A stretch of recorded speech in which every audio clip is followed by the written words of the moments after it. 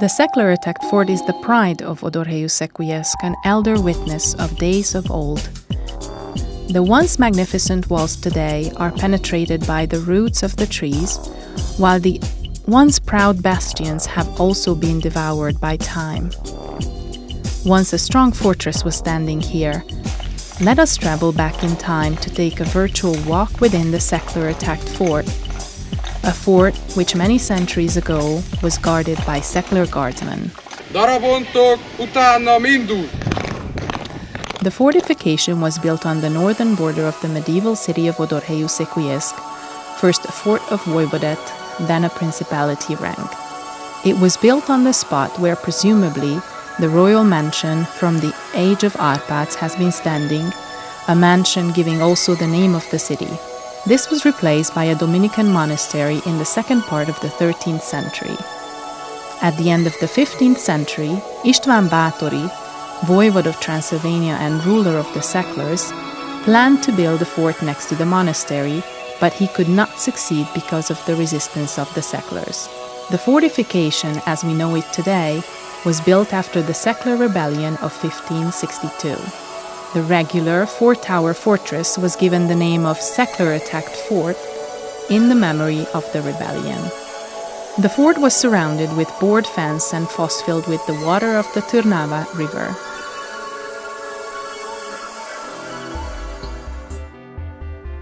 One could enter the fort from southwest through a wood bridge and an exterior gate, then gradually climbing and passing through the interior gate. Enter the fort from southwest through a wood bridge and an exterior gate, then gradually climbing and passing through an interior gate. The entrance was guarded by a semicircular strong tower. The fort had some special elements of protection like the southern and eastern cannon towers, the Fóris and Hajdú bastions. The octagonal Hajdú bastion is a three-level structure.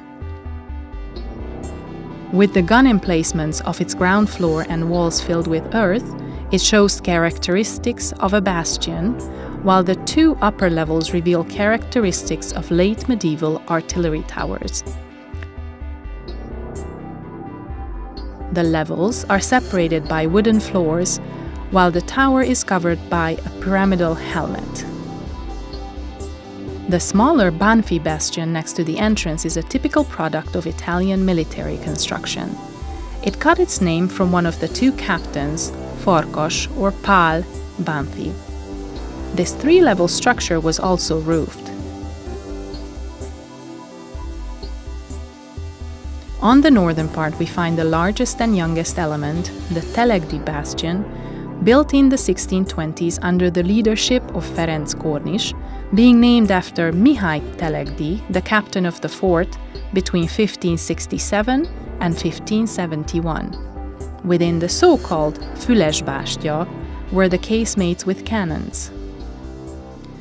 Within the fort near the semicircular tower there was the building of the guardsmen, and the double wall with the casemate system was running from it to the Fóris bastion. The inner fort has three wings. In the northwestern wing of this two-level structure, there were the halls and apartments arranged for the prince, but also for the Szekler, chief captain, for the high officials of Odorhei region, including the captain of the fort himself. The northeastern wing included other apartments and houses of the court judges.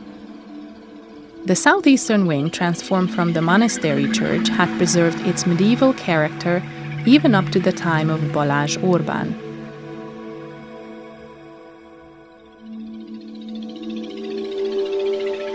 In the 17th century, the structure was divided into two levels.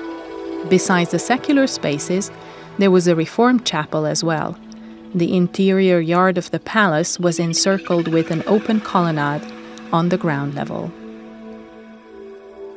Our virtual tour of the Szekler-Attacked Fort ends here. We step out to the Törvényszék Street, which is still dominated by the image of the fort.